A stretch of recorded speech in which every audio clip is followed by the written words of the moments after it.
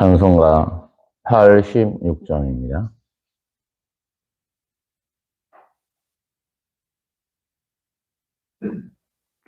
내가 늘지 않은 예수 나의 상처 입은 심령을 불쌍하게 여기사 위로하여 주시니 미쁘시 나의 좋은 친구 내가 의지하는 예수 나의 사모하는 친구 나의 기도 들으사 응답하여 주시니 미쁘신 나의 좋은 친구 주의 손 의지하고 살 때 나를 해할 자가 없도다. 주님 나의 마음을 크게 위로하시니 미쁘신 나의 좋은 친구 내가 의지하는 예수 나의 사모하는 친구 나의 기도 들으사 응답하여 주시니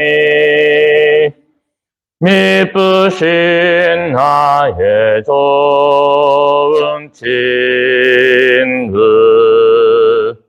내가 요단강 건너가며 마음이 두려웠었던 때도 주가 인도하시니 어찌 두려워하랴 미쁘신 나의 좋은 친구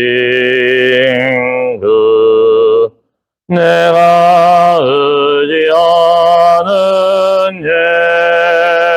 예수 나의 사모하는 친구 나의 기도 들으사 응답하여 주시니 미쁘신 나의 좋은 친구 이후 천국에 올라가서 모든 성도들과 다 함께 우리들을 구하신 주를 찬양하리라. 미쁘신 나의 은 친구 내가 의지하는 예수 나의 사모하는 친구 나의 기도 들으사 응답하여 주시니 미쁘신 나의 좋은 친구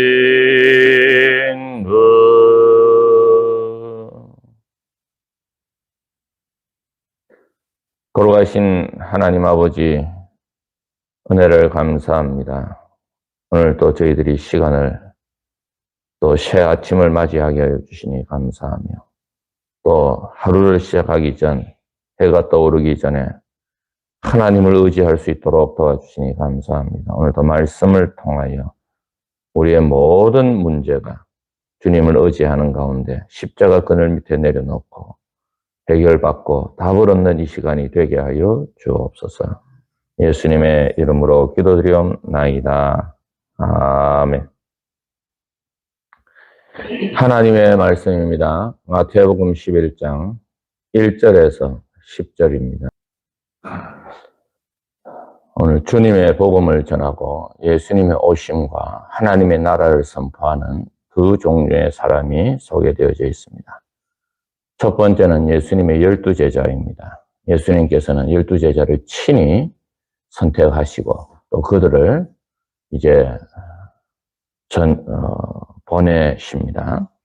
여러 동네에서 가르치시고 전도하시려고 보내고 계십니다. 그리고 거기를 떠나가십니다. 예수님께서는 어느 한 동네에 머물러서 오래 있었던 분이 아니십니다. 여러 동네에 다니시면서 복음을 전하셨습니다. 그뿐만이 아니라 제자들에게도 이제 여러 곳에 증거하러 보내셨습니다. 거기를 떠나가셨다. 우리가 오늘 이 본문을 보면서 사실 예수님께서는 여러 사역을 하시는 가운데 인기가 대단했습니다. 물론 바리새인과 사두개인들로부터 또 대제사장으로부터 고난을 당하고 멸시를 당하고 오해를 받는 경우도 있었습니다. 그렇지만은 예수님께서는 이 땅에 오셔서 복음을 전하신 것만이 아니라 그들의 필요를 채워주셨습니다. 오늘 여기에 보니까 요한의 제자들에게 요한에게 알리라고 했죠. 5절에 보면 맹인이 보고 못 걷는 사람이 걷고 나병 환자가 깨끗함을 받으며 못 듣는 자가 들으며 죽은 자가 살아나며 가난한 자에게 복음이 전파된다. 그러니까 예수님을 따르는 무리들이 얼마나 많았는지 모릅니다. 그러나 예수님께서는 거기에서 안주하지 않으시고 이제 또 거기를 떠나서 또 다른 곳에 가서 복음을 전하시는 분이심을 보고 있습니다. 사랑하는 성도 여러분, 우리가 하나님의 말씀과 은혜에 은혜를 받습니다. 그러나 우리가 그 은혜에 만족해서 거기에 머물러 있으면 되지 않습니다. 우리는 날마다 새로운 것을 갈망해야 됩니다. 더 하나님의 은혜를 갈망하고 더 하나님의 사랑을 갈망하고 하나님의 참 능력과 은혜가 오늘 매일매일 나에게 일어나기를 원하는 갈망함이 있어야 됩니다. 신앙생활이라고 하는 것은 나의 신앙이 이 정도 되었다. 만족하게 되어지면 그 자리에 머무는 것이 아닙니다.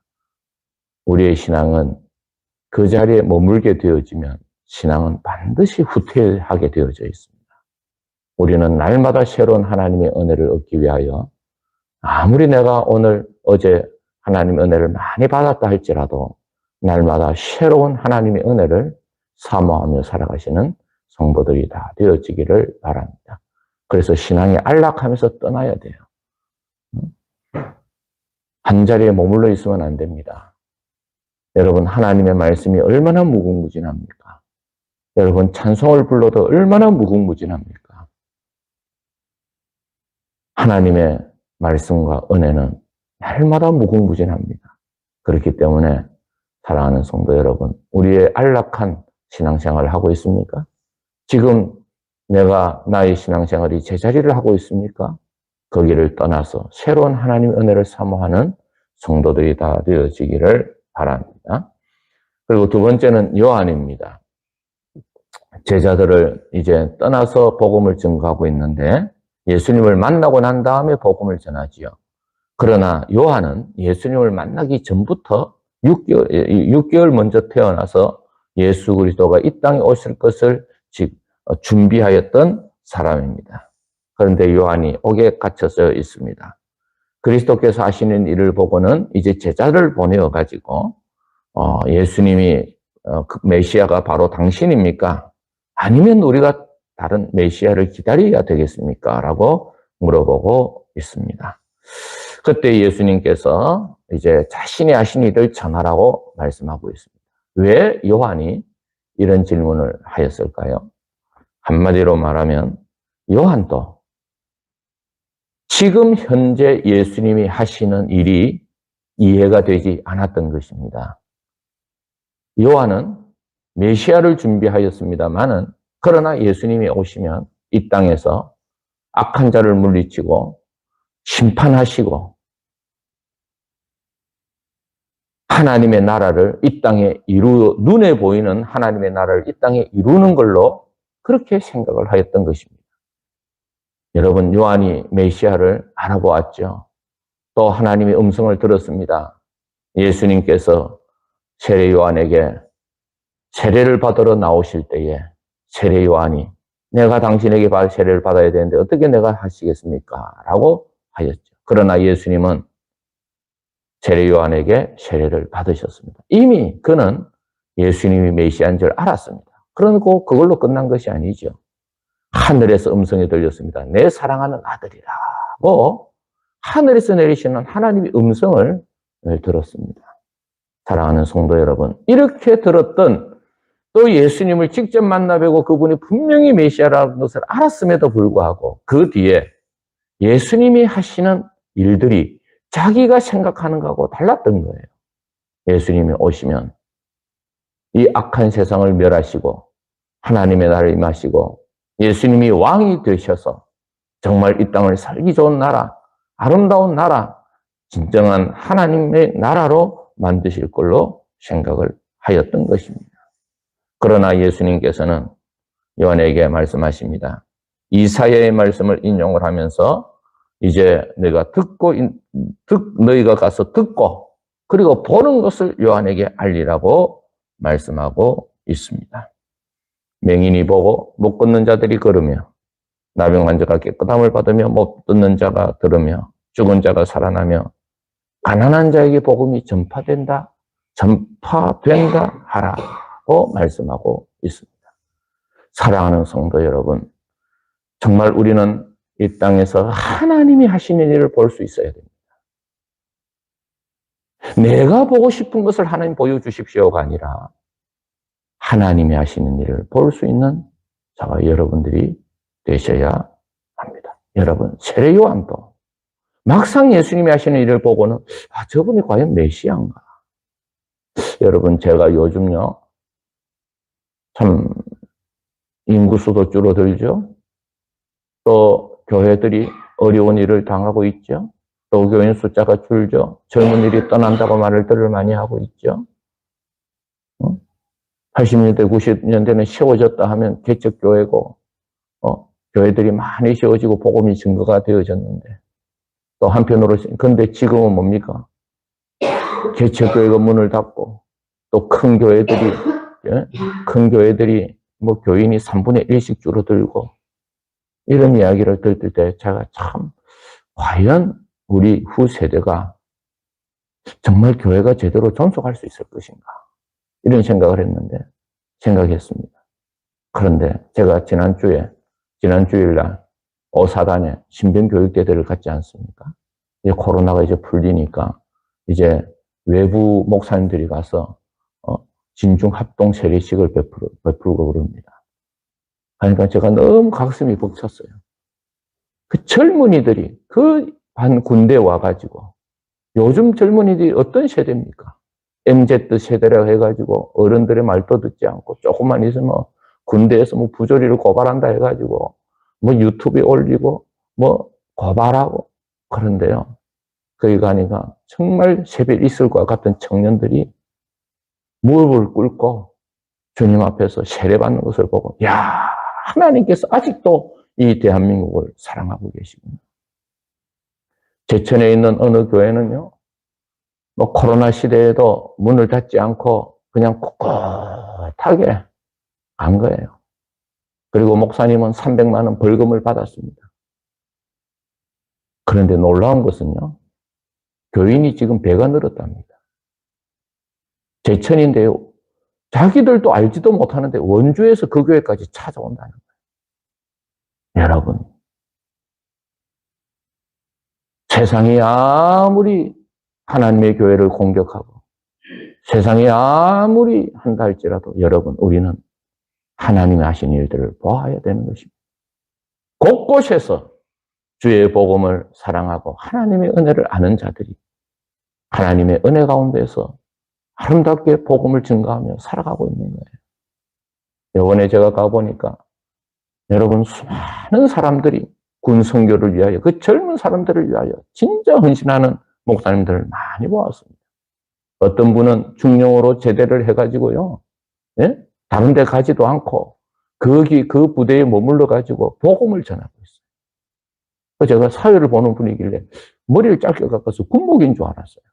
그래서 목사님한테 나중에 물어보니까 중령 출신인데 신학을 해서 목사님이 돼가지고 군인들 선교하는데 그 연천에서 그렇게 복음을 전하고 있다. 그리고 피아노 반주를 누가 했느냐? 사당장 사모님이 하고 여러분 신평교육대에 와가지고 사단장 사모님이 와가지고 피아노 반주를 저도 몰랐는데 그래 송매를 하더라. 사단장 사모님이라면 그래도 그 사단에서 얼마나 높이 존경을 받아야 됩니다. 그런데 옷 입은 것도 허름하게 입고 오셔가지고 물론 이제 예배 시간이니까 이렇게 나름대로 하지만 아주 수수하게 정말 참 사랑하는 성도 여러분, 우리가 하나님 앞에서 살아갈 때에 눈에 보이는 것과 귀로 듣는 것만이 다가 아닙니다. 오늘도 하나님이 행하시는 것을 보고 하나님이 행하시는 것을 듣고 정말 우리도 하나님 앞에서 날마다 새로워지는 신앙을 가지고 살아가는 우리 성도들이 다 되어지기를 바랍니다. 걸어가신 하나님 감사합니다. 오늘도 저희들을 사랑하시고 은혜 베풀어 주셔서 오늘도 이 새벽에 주님 앞에 나와 찬양하며 경배하며 영광 돌리게 하여 주신 것 감사합니다.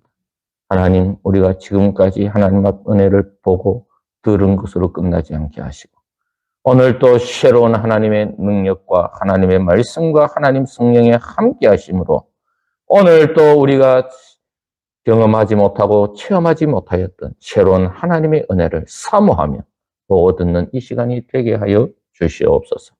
하나님, 우리의 신앙에 지금 내가 받은 신앙에 안전하지 않게 하시고 하나님 아버지와 날마다 새로운 하나님의 은혜를 사모하며 살아가는 성도들이 되게 하여 주시옵소서.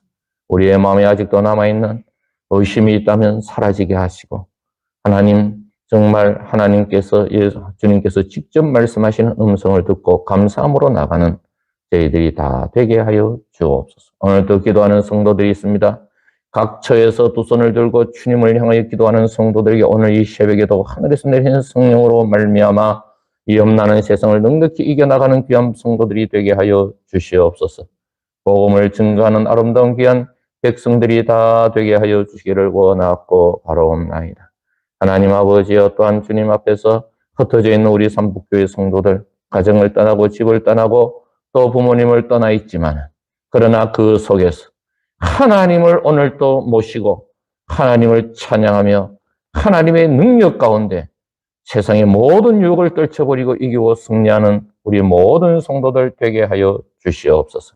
우리 성도들의 가정에 여러 가지 문제들이 주님 앞에서 해결받는 역사가 일어나게 하여 주시고 하나님 오늘도 우리 성도들 가운데 병든 자들이 고침을 받으며 하나님 영혼이 죽은 자들이 다시 살아나게 하시고 연약한 자들의 믿음이 다시 회복되어지는 역사가 있게 하여 주시옵소서.